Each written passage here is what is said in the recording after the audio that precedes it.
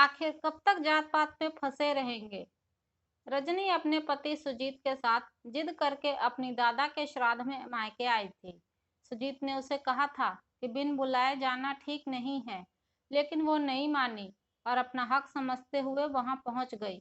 रजनी ने सोचा था कि दुख की घड़ी में वहां जाने पर परिवार के लोग शिकायत भूलकर उसे अपना लेंगे और दादा की मौत का दुख जताएंगे, पर उसका ऐसा सोचना गलत साबित हुआ।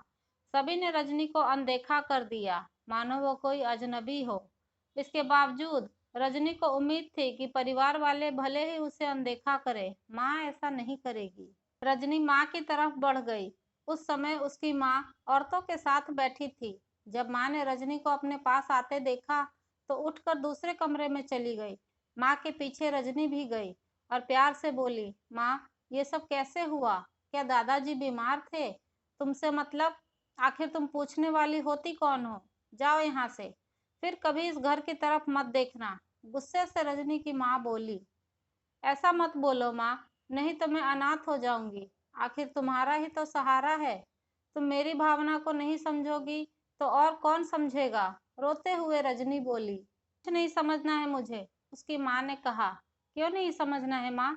तुम्हें समझना ही पड़ेगा। आखिर मेरा इतना ही कसूर था ना कि मैंने सुजीत से प्यार किया और उसी से शादी कर ली, जो हमारी जाति का नहीं है। लेकिन माँ, मुझे गौर से देखो कि मैं सुजीत के साथ कितनी खुश हूँ। मुझे किसी बात का दुख नहीं है, खुशी जताते हुए रजनी ने कहा।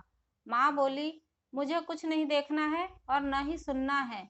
तुम अभी उस सुजीत को लेकर यहाँ से चली जाओ, ताकि तुम्हारे दादाजी का श्राद्ध शांति से हो सके। रोते हुए रजनी ने कहा, हम यहाँ से चले जाएंगे माँ, रहने के लिए नहीं आए हैं। दादाजी के श्राद्ध में आए हैं, बस उसे पूरा हो जाने दो, क्योंकि मुझसे उनका गहरा लगाव था। ये तो तुम अच्छी तरह से जानती हो। इसीलिए तो तुम उस सुजीत के साथ कोर्ट में जाकर शादी कर ली। तब तुम्हें दादाजी का ख्याल नहीं था? उन्होंने तुम्हारी याद में अपनी जान दे दी। रजनी बोली, मुझे उनका ख्याल था माँ, पर मैं क्या करती? आप सब मुझसे नाराज थे, मैं डर गई थी, इसीलिए नहीं आई।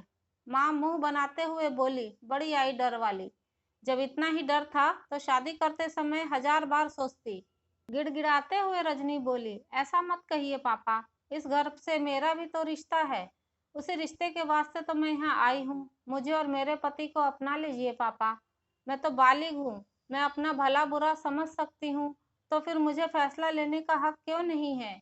और फिर चाहे बातें भविष्य की हों या जीवन साथी चुनने की, लड़कियों को यह हक मिलना ही चाहिए।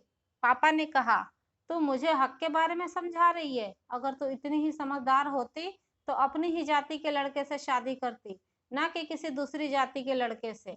दूसरी जाति के लड़के क्या इंसान नहीं होते? क्या उनमें समझदारी नहीं होती? सुजीत ने मुझे सारी खुशियां दे रखी है, कोई कमी महसूस नहीं होने दी है। मैं इस तरह के जात पात के अंतर को नहीं मानती, जो एक इंसान को दूसरे इंसान से अलग करता हो, आपस में दूरियां बढ़ाता हो। मैं केवल इंसानियत की जाति को जानती और मानती हूँ। रजनी बोलती गई, लेकिन तभी भाई चीखते हुए बोला, बंद करो अपनी ये बकवास और चलती बनो यहाँ से।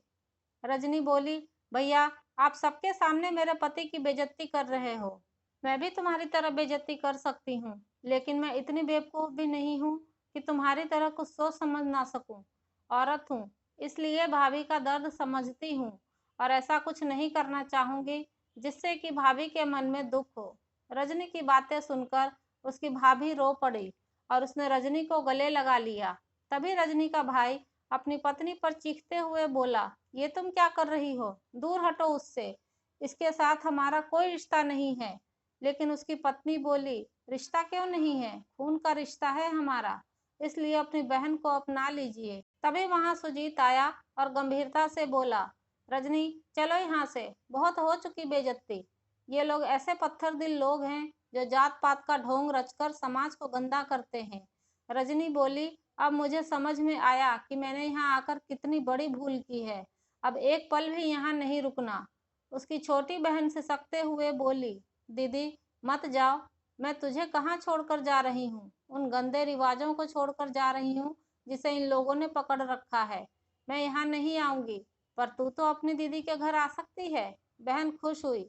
रजनी अपने पति के साथ घर से बाहर निकल गई। वीडियो पसंद आई है तो इसे लाइक और शेयर ज़रूर करें। चैनल पर नए हैं तो सब्सक्राइब ज़रूर कर लें। कहानी सुनने के लिए आपका बहुत शुक्रिया।